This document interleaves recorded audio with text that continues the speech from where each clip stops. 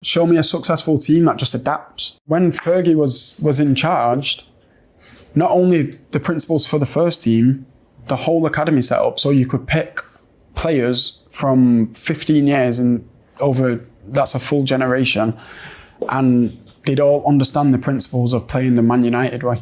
So you see it with any team that's been successful over a period of time. They have principles that any coach that comes in, any player that comes in has to align to these principles. Hey everyone, how's it going? Welcome back to the channel. Hope you guys are all doing well. So Marcus Rashford has done a recent interview and talked about his time at Manchester United with Gary Lineker and Michael Richards. Obviously, we're going to go ahead and talk about that in today's video. But as always, please remember to like, share, and subscribe before we get started. I'm pretty close to 500 subscribers now, so hopefully we can get there soon. But yeah, Marcus Rashford obviously talking about his time at Manchester United. I think he did make some decent points in terms of the fact that, Klopp, it wasn't really working from day one, and you really do have to build the team and things like that.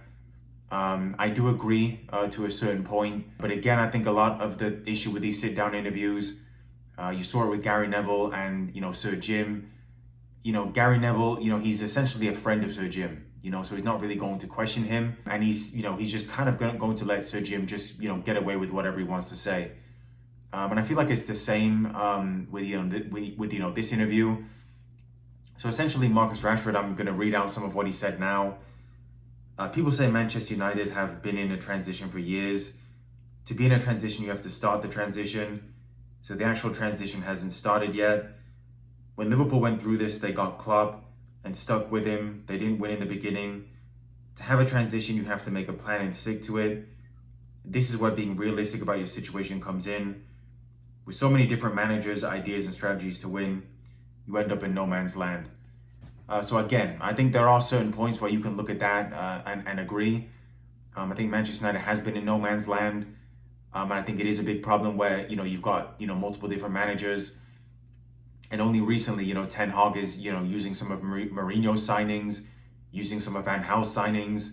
It is all over the place. So I do agree with that. But when Marcus Rashford, mentions Klopp and things of that nature, does he not understand that, Jurgen Klopp, those players actually bought into his ideas and his system? Marcus Rashford, again, Gary Lineker and Michael Richards, they're not going to say anything. But Marcus Rashford is the same one that was, drinking to the point where he missed training in Belfast. Numerous times on the football pitch, not giving 100%, showing bad attitude on numerous occasions, really. So, you have to take some responsibility. And it just seems to me like, again, with a lot of these interviews and, just this general thing in England as well, Marcus Rashford talking about his critics and this and that. What are people really supposed to say? Marcus Rashford's performances for Manchester United, they were not good enough. End of story. They were not good enough. He was on some massive contract and he was not performing at all. So, Manchester United fans, they're also, not very happy. It's actually quite similar to the Paul Pogba situation. Manchester United fans, again, they're also angry at the fact that, our rivals, Liverpool, are doing better than us, Man City. And every single time you go on an international break, you're talking about, how, you can't, your dream move is Real Madrid, you're not sure about your Manchester United future, you're not happy in this and that. So, fans are not going to be too thrilled to hear that. And for Marcus Rashford, again, this is a player that, Rangnick dropped him. Ten Hag essentially lost his job because he didn't drop him. Ruben Amorim has got rid of him. And, this actually will start the transition, hopefully, to get rid of players like Garnacho and Rashford, where number one, they're not consistent. Number two, they're not giving it everything in training like we've heard. And number three, there is clearly an attitude problem. And Rashford was also dropped by Mourinho. Okay, so, this is a player that's, not even in the England squad. And I think he should, actually take some responsibility as well. I just think these players, they're just too quick to, come out and, look for other reasons and excuses. Marcus Rashford is a decent player. I'm not saying he's not. But he's got massive holes fundamentally in his game. I think he's a player with, a lot of pace. For Aston Villa, I think he's, good coming off the bench. He's an impact player, as you saw against Paris Saint-Germain. And I think he will even do good at Barcelona, for that reason, because the Spanish league, it's not a very physically demanding league. But he's got massive holes in his game. His left foot is not good. His crosses are not great. And when he's on that left-hand side, he's pretty much cut in and shoot.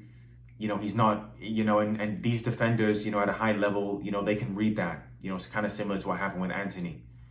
So yeah, those are my thoughts. Obviously, Harry Maguire's come out as well. An interview with Rio Ferdinand, where again, he is not going to question anything that Harry Maguire said.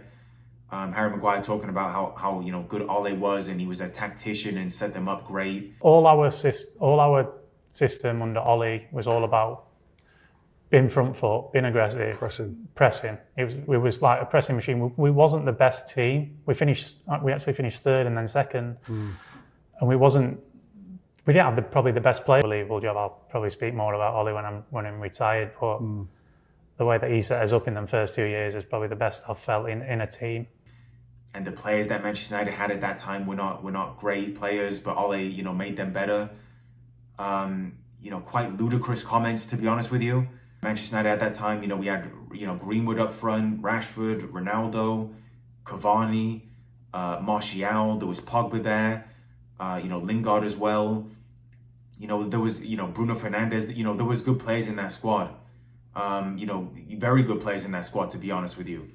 Maguire talking about the fact that, Ole, they were pressing machines and this and that. I mean, that's just factually not true. Anyone that, watched that Manchester United team under Ole Gunnar Solskjaer, it was quite obvious that what he did. He put Fred and McTominay in midfield as defensive-minded midfielders. He sat back, parked the bus, and tried to counterattack. And essentially, that's why Ole got fired, okay? Because he had nothing else. He had no plan B.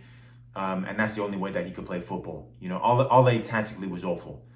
I think everyone knows that, but again, people try and rewrite history. So for Harry Maguire to talk about, how good the setup was, and, it's just not true. So yeah, very strange comments, to be honest with you, from Harry Maguire. I didn't really get those. And yeah, again, in regards to Marcus Rashford, I think he did make some sense. Yes, I do believe in sticking with a manager. However, I do also think at the same time, if someone is not doing good enough, then you get rid. Paris Saint-Germain, look how many managers they went through. They finally got the right one, and look at all that they've won this previous season. Chelsea have also sacked many managers. They've won a lot, in the last decade as well. So I don't think, every team needs to be like a Manchester United where you have, an Alex Ferguson for 25 years. I don't think you need to do that to be successful. I think the big issue is the ownership, and, choice of managers has also not been great. Lack of sporting director as well has not helped. So yeah, those are my thoughts. As always, very interested in, what you guys think and what you guys have to say. So yeah, please get in the comments below, and I'll see you guys on the next one.